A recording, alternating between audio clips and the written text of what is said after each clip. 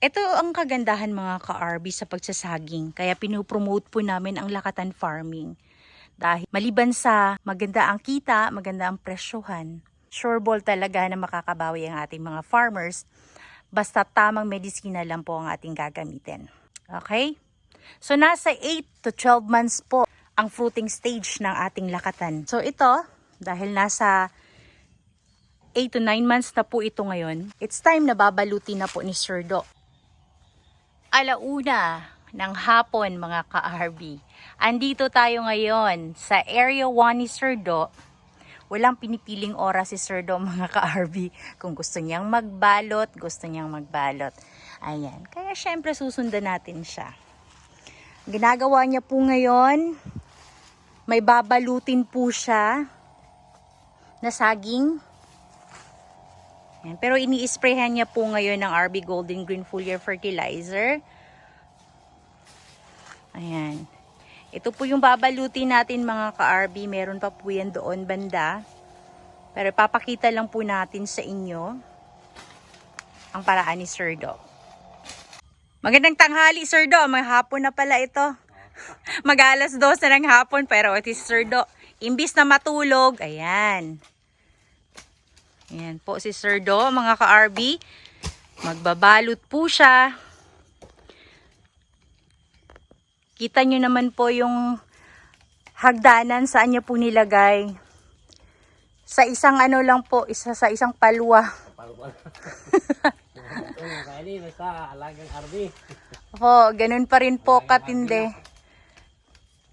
Talagang malusog po ang ating saging. Ayan. So, 7 hands.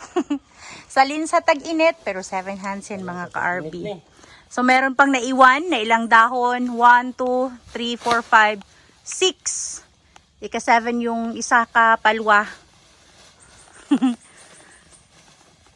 Pero kayang-kaya yan. Busok na tanan. So, ang kagandahan ng pagsasaging mga ka-RB, kasi yung binisita natin kahapon doon, is area 4, yun ni Sir Do. So, nag-start na naman siya nagtanim. Pero, continuous pa rin po yung income niya. Dahil andito siya sa kanyang area 1 at may mga followers po. Kita nyo naman, di ba? Mag-finance muna, mag-finance ako ang kan. Oo. So, kaya si Sir Do, hindi po siya humihinto sa pagsasaging. Okay. So, 7 ang ipapadala ni Sir Do. So, Sir Do, dahil binalot natin ito ngayon, start na tayo ng counting. Kung kailan natin siya tatanggalan ng balot, di ba? Ilam ni mo na mga ribbon tanan, pagitaon ni mo nga blue nga ribbon. Muna tanggalan mo balot. Oh. Pagabot sa 60 days.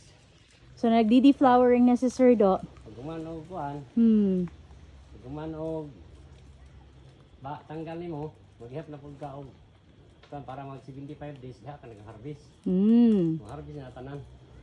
Okay. Again, ang gagamitin na pulley bag ni Sir Do is treated po yan, mga ka-RB. Ipapadala niya po ito is 7 hands. So, kapag may mga malform po sa buwig na inyong mga saging, tanggalin niyo po yan. Kasi ang average po na fingers, papadala natin. Pwede siya magsubra para ano, 2, 4, 6, 8, 10, 12, 14, 16, 17. Oo. Okay na siya. 17 fingers. Pero ang minimum gaya niya, 14. Pag mag-11 na siya, 10. Tanggalan na siya. So, malform siya. I-reject na sa buyer. Reject na siya. Okay. So, marami tayong natutunan. So, alam niyo mga ka-RB, start pa lang paglabas ng puso, yung mga ano natin, pag nag-shoot na siya, count po kayo ng 7 days. Pwede na pong balutin yan. Yes. Tapos kapag nakabalot na tayo, count na naman tayo ng 60 days para tanggalan ng balot. At antayin po natin hanggang umabot ito sa 75 days. Yan. That's the cycle of banana lakatan farming.